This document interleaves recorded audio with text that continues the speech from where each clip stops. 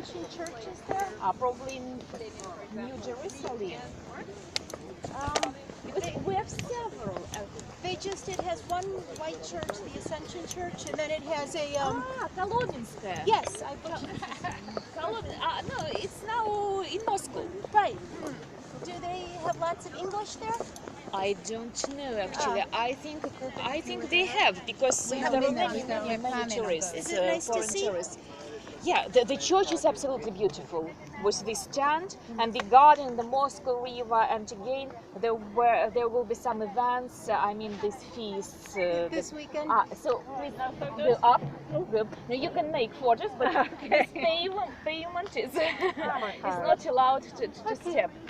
Well, because this building is carefully guarded, sure, and it is triangle in plan with large inner courtyard, and it is the office for the president. He doesn't live here, I repeat once more, he works here. Well, and this building was constructed in the 18th century, in the 1780s, by the order of Catherine the Great, Russian Empress, and it is called Senate or Senate Palace.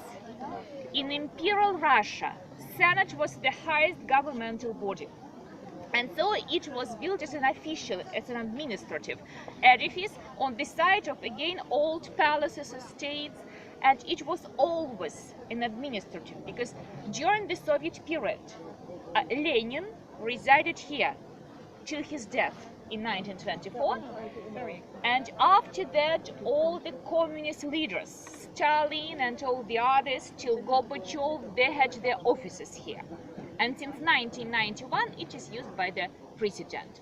Well, and quite recently the members of the presidential administration, they also worked here, because just 5 years ago there was one more building just in front of this tower on this empty place, but it was destroyed just 5 years ago.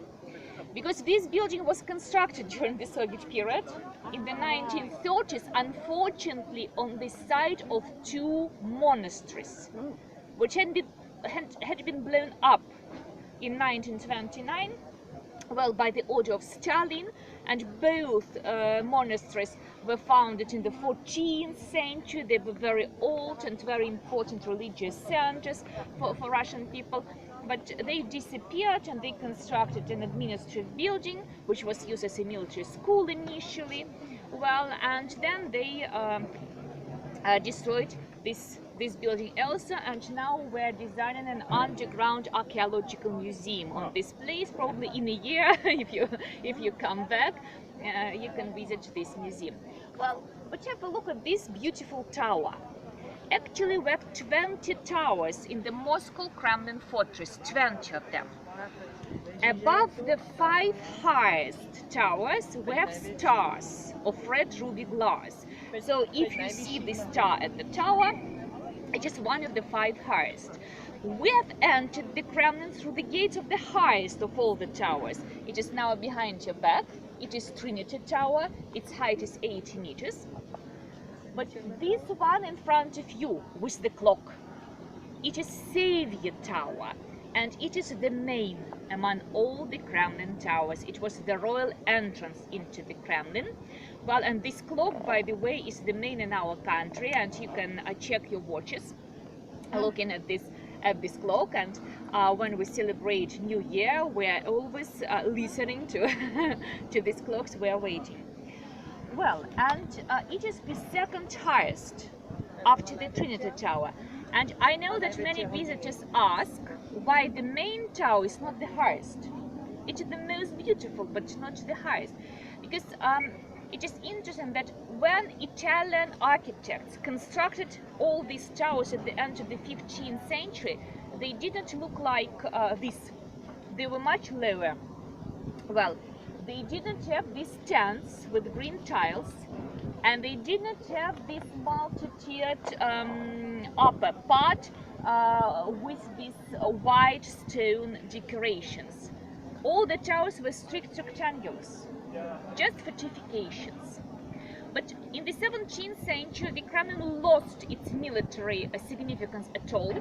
It was not the only one fortress. There were many circles of fortifications, and it turned into the symbol power into the residential power, and they decided to reconstruct all these towers. And they started with this one, the name. In 1625, it got this design. And after that, all the towers were reconstructed, and that Trinity Tower, it became the highest. Well, and look at this one to your left, St. Nicholas Tower.